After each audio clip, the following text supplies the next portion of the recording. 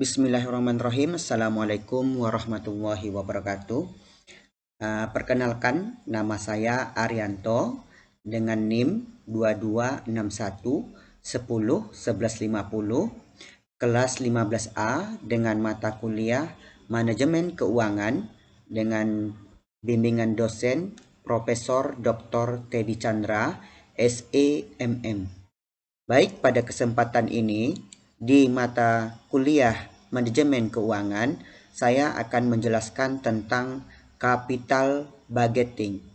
Nah, di sini ada studi kasus yang akan kita selesaikan dengan memahami terlebih dahulu kasus manajemen keuangan bisnis, di mana PT Pelita merencanakan membuka usaha L dan usaha S.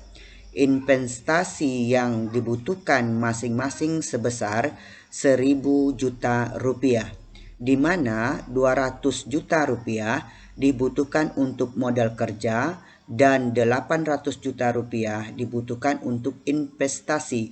Struktur modal perusahaan saat ini adalah sebagai berikut: hutang 25%, saham preference 15%, saham biasa 60%. Sedangkan data-data yang lain sebagai pendukung adalah sebagai berikut. Suku bunga yang dianggap bebas resiko adalah 6%, return yang diharapkan di pasar 10%, pajak perusahaan 30%, risiko pasar perusahaan 1,2, harga saham saat ini atau harga pasar 1.000 rupiah, dividen yang dibagikan tahun lalu sebesar 200 rupiah, dan reinvest 10%. Untuk mendapatkan dana ini, perusahaan akan menerbitkan obligasi sebesar 250 juta rupiah dengan nilai sebesar 1.000 rupiah. Kemudian biaya emisi untuk menerbitkan obligasi adalah 75% per lembar. Kupon yang ditawarkan adalah 12% per tahun. Obligasi diterbitkan selama 5 tahun. Untuk memenuhi kebutuhan dana investasi, perusahaan akan menerbitkan saham preferen sebanyak 1.100 lembar dengan harga 1.500 rupiah per lembar. Dividen yang akan diberikan adalah sebesar 125 rupiah dan biaya emisi saham 2%. Laba ditahan perusahaan yang akan dimanfaatkan untuk mendanai investasi adalah sebesar 300 juta rupiah. Sisanya dipenuhi dengan menerbitkan saham baru, biaya emisi saham 2%. Kemudian dengan investasi sebesar 1.000 juta diharapkan diperoleh cash inflow-nya sebagai berikut. Nah, pada tahun 1 sampai tahun kelima, usaha L kemudian usaha S ada 20%, 60%, dan 20%. Sementara usaha S 30%, 40%, dan 30%. Nah, di sini kita diminta untuk menghitung apakah usaha L tersebut layak dijalankan oleh perusahaan atau usaha S. Gunakanlah analisa dengan playback discount factor, NPV, IRR, dan IRR, kemudian cost over, dan analisa risiko. Kemudian bagaimana kemungkinan untuk dilakukan portfolio. Mari jelaskan analisanya. Dengan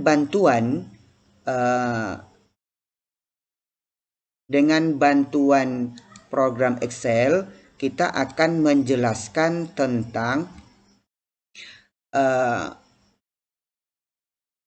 biaya modal rata-rata terimbang. Nah, di sini telah saya selesaikan untuk dari data kasus yang telah dibaca tadi, kemudian dapat disimpulkan bahwa untuk struktur modal yaitu hutang, saham preferen, saham biasa, dan saham baru. Kemudian dana sebesar 250 untuk hutang, kemudian 150 untuk saham preferen, kemudian untuk saham biasa 300 dan saham baru 300. Maka berjumlah total 1000 untuk sumber dana. Komposisi yang diperoleh adalah untuk hutang 25%, kemudian saham preferennya 15%, kemudian saham biasanya 30%, saham barunya 30%. Total dari komposisinya adalah 100%. Untuk kosnya adalah 9,94%. Kemudian untuk saham preferennya adalah 8,50%.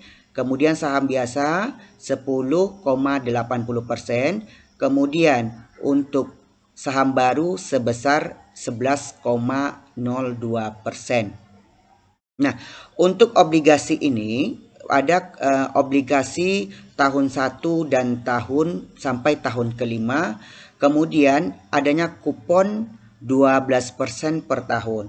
Obligasi ini dapat dijelaskan sebagai surat utang dengan jangka panjang, yaitu dapat dipindahkan atau berisikan janji dari pihak yang penerbit untuk membayar imbalan berupa bunga pada periode tertentu dan melunasi pokok utang pada waktu yang telah ditentukan kepada pihak pembeli obligasi. Nah, kita hitung untuk cash flow-nya dari hutang dari tahun 0. Nah, di tahun 0 ini kita mempunyai dana 1000. Kemudian adanya premi biaya emisinya Rp75.000 per lembar, maka biaya hutang yang dapat kita di cash flow-nya adalah 925 karena yang kita terima. Kemudian pada tahun kedua itu 120 dalam arti kata 1000 dikalikan dengan 12% per tahun. Nah, sampai tahun keempat berjumlah 120 dan tahun kelima 120 kita tambahkan dengan dana kita awal yaitu 1000. Jadi di tahun kelima berjumlah 1120. Kemudian untuk biaya bunga dari cash flow-nya adalah 14,19%. Ya. Kemudian biaya hutang ini sebesar 9,94%. Nah, di sini yang diminta adalah WACC. Nah, WACC-nya telah kita jumlahkan berjumlah 10,31%. Selanjutnya kita menghitung tentang usaha L dengan reinvestnya 10%. Ini dapat tergambar di sini semua. Kita ambil data dari studi kasus yang tadi. Kemudian kita menghitung cash flow-nya di sini. Ya, ini modal awal kita adalah 1000 untuk di tahun 0, kemudian 200 250, tahun kedua 300, tahun ketiga, tahun keempat 350, dan tahun kelima sebesar 400. Kemudian untuk VV cash flow-nya yang untuk usaha L ini 181,31, kemudian 205,47, kemudian 223,53, kemudian 236,42, dan 244,95. Nah, untuk menghitungkan playbacknya yang kita mulai dari tahun pertama yaitu 800 dengan rincian seperti ini dengan cara kerja untuk menyelesaikan playbacknya. Kemudian kita pindahkan ke daftar yang untuk usaha L. Kemudian 800 untuk tahun pertama, tahun kedua 550, tahun kedua 250, kemudian di tahun ketiga kita tahun keempat kita minus ya, minus 8,571. Kemudian untuk mengatasi minus ini berarti kita akan menghitung bulan yang terjadi di tahun keempat. Nah, tahun kelima kita untuk menentukan harinya. Nah, jumpalah hari di tahun dan bulan di tahun ketiga sebesar 3 tahun 8 bulan, dan untuk tahun kelima untuk menentukan harinya adalah 18 hari. Selanjutnya untuk playback diskon yang usaha L ini adalah 18,69, kemudian 613,22, kemudian 389,69, 153,28, 751. Nah, di tahun keempat ini kita mengalami minus. Nah, kita cari di tahun keempat ini bulan, berapa bulan dan berapa tahun. Nah, sudah diketahui bahwa 7,51 itu kita genapkan menjadi 7 bulan, berarti 4 tahun 7 bulan. Nah, di tahun kelima kita hanya menghitung hari ya. Berarti kita kurangkan 7 tahun 7 tahun kita kalikan dengan 30 hari, maka kita jumpai 16 hari. Nah, dapat disimpulkan seperti 4 tahun 7 bulan 16 hari. Selanjutnya kita menghitung variance ya. Variance-nya kita ambil 1000 semua, kemudian standar NVV-nya. Standar NVV-nya varian kita bagikan dengan ya, kemudian baru kita pangkatkan dengan WACC-nya. Nah, untuk hasil variannya, standar NVV-nya 821,8713, 675,4724, 551,105,14, kemudian 456,263, kemudian yang tahun kelima 374,9895. Nah, ini kita jumlahkan untuk standar NVV-nya berjumlah untuk variannya adalah 2883,748. Untuk standar dividennya 53,70,054. Kemudian probability ruginya sebesar 439.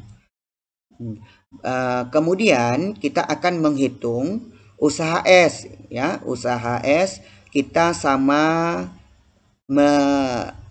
menghitungnya seperti di usaha L. Nah, langsung saja kita ke cash flow-nya, yaitu NVP dari usaha S itu adalah 136,6, kemudian IER-nya 17,00, Kemudian MIRR-nya 12,9. Kemudian untuk flyback-nya ini sama, kita menghitung di tahun pertama 500, di tahun kedua 165, tahun ketiga 7,92, dan tahun keempat itu 276. Di sini kita mengalami mengalami minus, ya. Minus yaitu kita cari bulan di bulan tahun kedua, yaitu 2 tahun 7 bulan, itu di tahun ketiga. Nah, untuk tahun keempat itu kita untuk menentukan harinya 27,6, yaitu kita simpulkan 27,6 ini menjadi 28 hari dengan playback untuk usaha es. Kemudian kita hitung untuk fly diskon dari usaha es. Nah, untuk tahun pertama itu 564,71, di tahun kedua 271,39, di tahun ketiga 85,12, di tahun keempat kita mengalami minus. Nah, kita hanya mencari bulan. Di sini kita jumpai 7,3, berarti 7,3 ini kita kalikan dengan 12 bulan, ya. Berarti dapatnya 7,3 ini kita simpulkan menjadi 7 bulan. Dapat kita ambil kesimpulan 3 tahun 7 bulan. Nah, di tahun yang kelima ini kita hanya menghitung hari. Ini tidak sampai ke 0,99. Jadi kita genapkan menjadi 1 hari. Maka dapat kita simpulkan untuk tahun kelima ini 1 hari. Kemudian kita lanjut untuk menghitung variance-nya, ya. Variance-nya itu pada tahun pertama itu 6.000, tahun kedua 3.525, tahun ketiga 1.500, tahun keempat 3.525. Nah, di tahun ke 5 itu 375. Kemudian kita hitung lagi standar NVV dari usaha es, ya. 4.931,2028, kemudian 2.381,04, kemudian tahun ketiga 8.032,7271, tahun keempat 16.08.327, kemudian 140,6211. Kemudian baru kita dapat menentukan berapa jumlah variance-nya, yang berjumlah variannya 9.893,944. Kemudian standar dividennya adalah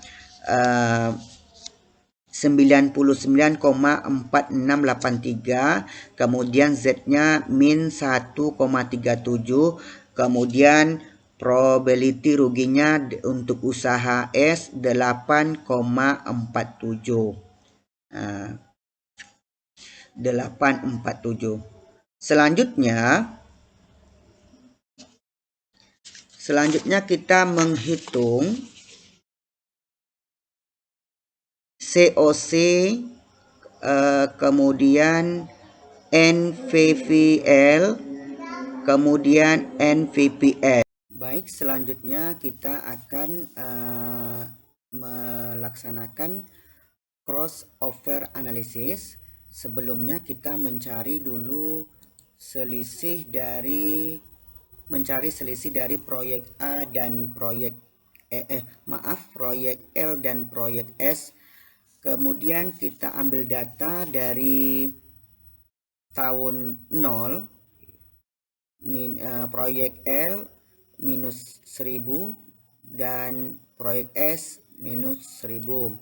Kemudian untuk tahun pertama 200 untuk proyek L, 500 untuk proyek S, kemudian selisihnya itu minus 300. Kemudian tahun kedua 250 untuk proyek L dan proyek S sebesar 335, kemudian selisihnya minus 85. Kemudian untuk tahun ketiga untuk proyek L itu 300, kemudian untuk proyek S itu 250 dan selisihnya adalah 50. Kemudian untuk yang tahun ke-4 350 untuk proyek L dan proyek S itu 215, selisihnya 135. Kemudian untuk tahun kelima yaitu proyek L-nya 500 dan proyek S-nya 125, kemudian 275, selisihnya 275. Kemudian kita ketahui dapat crossover-nya 5,61. Nah, di sini dapat kita simpulkan untuk COC,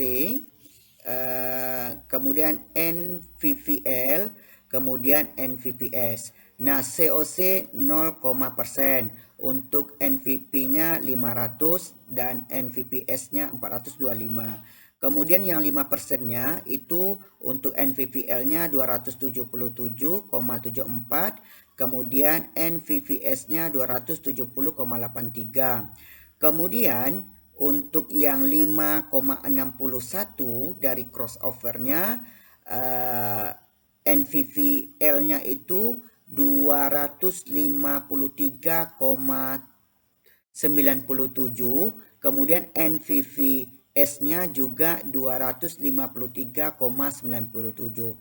Nah, untuk COC yang 10% untuk NVVL itu 101 dan 101,25 dan untuk NVVS 143,70.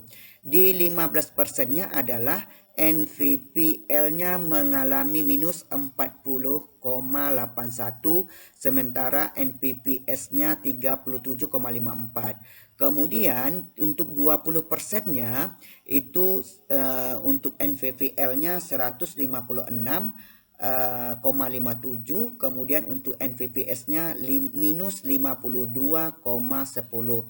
Untuk COC 25%, untuk NPPL-nya 251,97 dan untuk NPPS-nya minus 128,58. Nah, di sini dapat kita simpulkan untuk mencari selisih dari usaha S dan usaha proyek S dengan proyek L, maka cost over analysisnya kita mencari selisih dengan mengurangkan cash flow antara proyek L dan proyek S. Kemudian untuk mengetahui selisihnya, diperoleh dari mengurangkan cash flow antara proyek L dan proyek S. Nah, untuk kita simpulkan setelah mendapatkan crossover-nya 561, ini bisa kita simpulkan atau kita analisiskan jika WACC-nya lebih kecil dari 5,61 dari proyek L, maka kita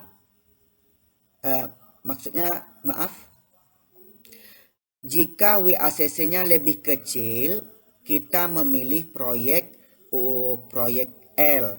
Jika kita analisis crossover-nya adalah 5,61. Jika WACC-nya lebih kecil dari 5,61, maka kita memilih proyek L. Jika 561 WACC-nya lebih besar, maka kita lebih baik memilih usaha atau proyek S. Selanjutnya kita mencari portfolionya. Kita mengambilkan data dari studi kasus yang dari budgetingnya. Yang tahun pertama itu 200, kita akan mencari return, varian, standar dividennya, CP, dan korelasinya. Nah, untuk proyek L, proyek S, kita ambil data dari proyek tersebut. Tahun pertama, tahun yang 0 adalah minus 1000, tahun pertama 200, tahun kedua 250, tahun ketiga 300, tahun keempat 350, tahun kelima 400. Kemudian untuk proyek S 0 tahun minus 1000, tahun pertama 500, tahun ketiga 335, tahun ketiga 250, tahun kedua 215, tahun ke 125. Untuk mengetahui returnnya, ini yang tahun 0 ini minus 1000. Dan untuk tahun return yang tahun pertama, ini kita mengalihkan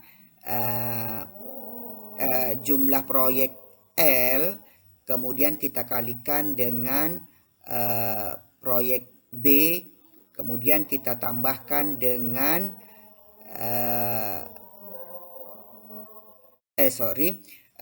proyek untuk mengetahui returnnya 200 iya, kita kalikan dengan 305, kemudian kita tambahkan dengan kalikan lagi dengan 500, maka berjumlah 350. Nah, cara kerjanya sama sampai kepada tahun kelima.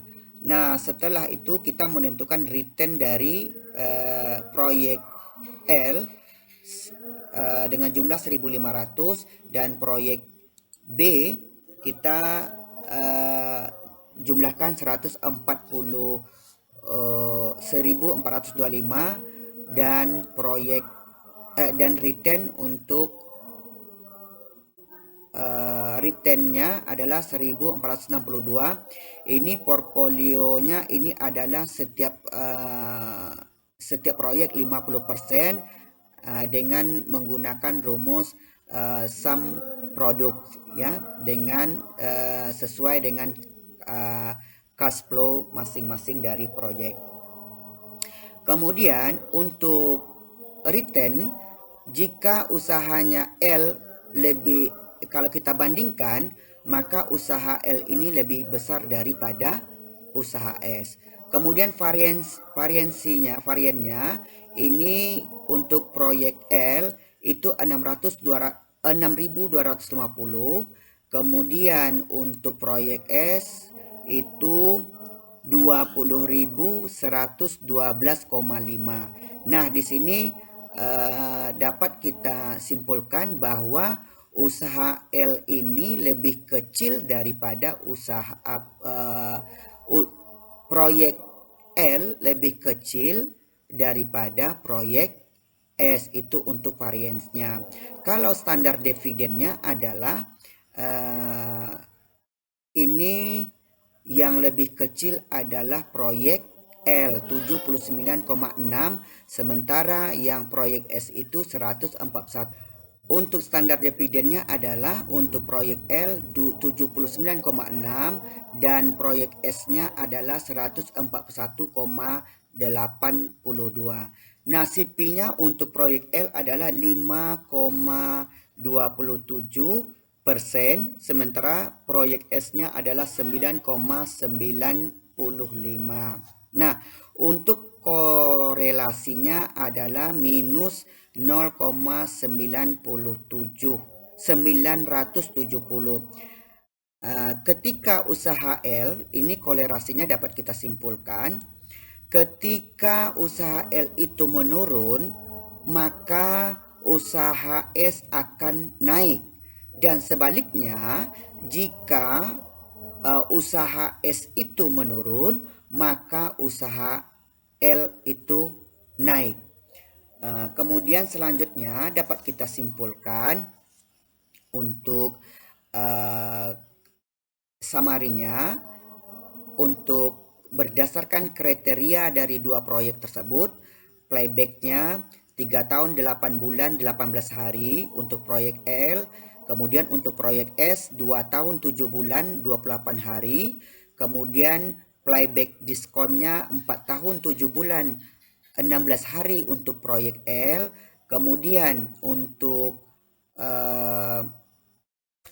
proyek S itu 3 tahun 7 bulan dan 1 hari. NVP dari proyek L 91,67, sementara 136,66 untuk proyek S.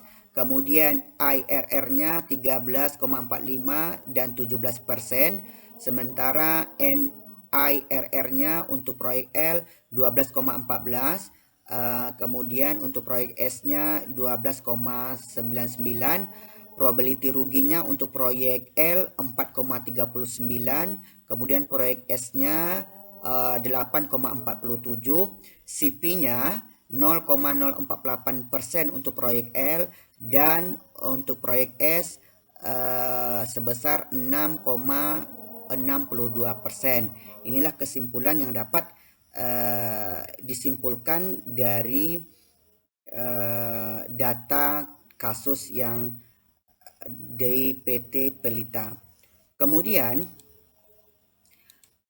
berdasarkan kesimpulan itu, berdasarkan summary itu, dapat kita simpulkan bahwa jika kita lihat dari beberapa kriteria dari 6 kriteria yang kita bahas tadi, maka kita akan memilih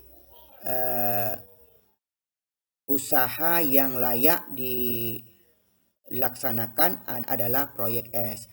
Kemudian kalau kita perhatikan dari kriteria probability ruginya, ini yang lebih kecil itu adalah proyek L 4,39. Dengan demikian, jika dilihat berdasarkan 6 kriteria tersebut, maka akan cenderung dan layak digunakan oleh perusahaan itu adalah usaha S. Terima kasih. Cukup sekian paparan dari Capital Budgeting tentang studi kasus PT Pelita. Assalamualaikum warahmatullahi wabarakatuh.